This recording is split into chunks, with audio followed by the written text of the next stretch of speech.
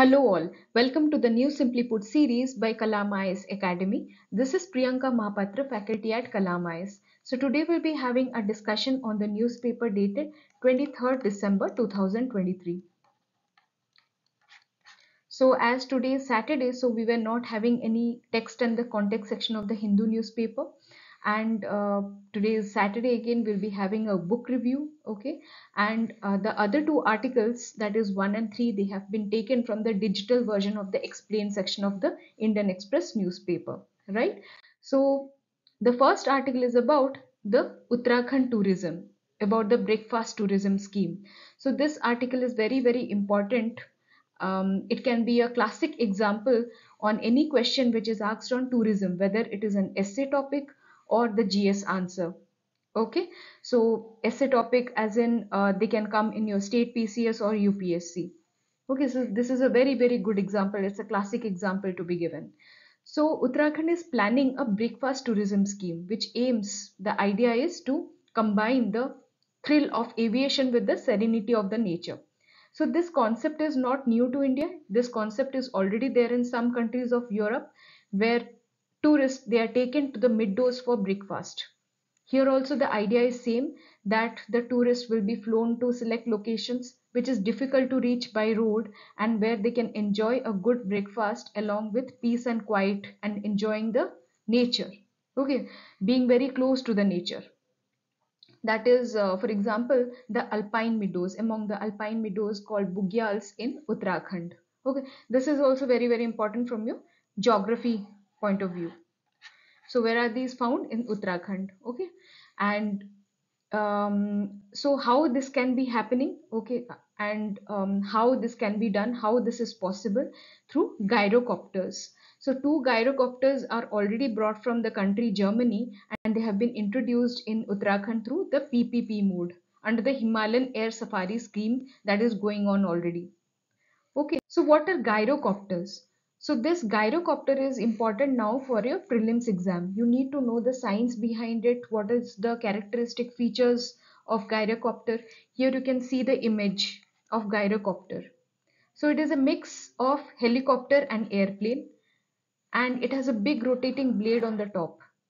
And this point is very, very important, that it doesn't use an engine to spin it. Rather, it uses the air. Very, very important fact. So when it needs to move forward, the air pushes through the blades, making them spin, which helps it to stay up in the air. So that is how it remains in the air. So it is considered safe and stable. It is nimble and maneuverable, allowing the pilots to fly closer to the locations, which enable to give a better view to the tourist. Okay, and it doesn't require any extensive runway either, okay, for the takeoff and the landing. Only it requires 1 kilometer strip of land. Okay, so they can operate on very small airfields or even open spaces, and they can fly in any weather condition. Okay, so these are the features you should be knowing from your prelims point of view. Okay, so that's how it is now possible to have a air tourism, okay, aerial tourism in Uttarakhand. Okay, so this was all about this topic now. So here is the book review of Homi J Bhabha, A Life, which is authored by Bhakhtiyar Dadabhoy. So it is in fact the first comprehensive full-length account of India's most impactful scientist come administrator. So this topic is very, very important. This scientist is very, very important from your GS paper 3 perspective, where indigenous scientists are being asked in the form of questions in the mains examination. And also during essay writing, you can quote this as a classic example to show any values, to showcase any values with respect to dedication, leadership, commitment, scientific temper, or you can also use it in your ethics answer as well with respect to the values concerned, right? So he was an Indian nuclear physicist. He was the founder director of Tata Institute of Fundamental Research. He played a very, very crucial role in the development of India's nuclear program. So how did he do it? What challenges did he face, due to which he is said as the epitome of dedication and commitment. And here it is an interesting fact about him that he also pioneered the transplantation of the full grown trees. He had his own terrace garden. He was an early advocate of afforestation as well. Okay, so coming to the challenges, he also faced obstacles, many obstacles in achieving his goals, in his accomplishments. For example, he faced discrimination during his early education in England due to his Indian origin. But despite those challenges, he excelled in his studies because of his dedication, because of his commitment. Again, after coming to India, he had a dream, he had a vision of creating the world class research institute in India. So therefore, he struggled hard. Okay, he overcame all the obstacles needed to secure funding and support from the industrialists like J.R.D. Tata. And he established the TIFR in 1945. Again, while bringing our India's nuclear program, he was facing challenges with regard to the geopolitical dynamics, the Cold War dynamics that time. Okay, but he was able to bring the nuclear program because of his dedication, because of his leadership, because of his commitment, because of his scientific temper. He was able to reconcile the India's nuclear ambition with the international norms and concerns about the national security that time. So, despite these challenges, he was able to showcase his dedication, his scientific acumen, his leadership quality, and that played a very vital role in laying the foundation of the nuclear program and establishing TIFR as a center of scientific excellence. So, this is how you have to justify with respect to any values. Okay, if you're giving an example, then you have to justify that in the context of the values associated there or in context of the topics asked there. Okay, whether it is an ethics answer or an essay, right? So then we come to the green credit scheme, which PM Modi mentioned at COP28. So why this is in news? Because Prime Minister Modi, he launched an initiative focusing on generating green credits through plantation on degraded wasteland. Okay, so this becomes very, very important from your prelims point of view, where green credit program can be asked directly in your prelims examination. Okay, so the basic idea is to take ahead the life movement, which PM Modi has started. That is lifestyle for environment movement. So what is the idea behind it? It encourages sustainable lifestyles by driving consumers and communities towards behavioral changes.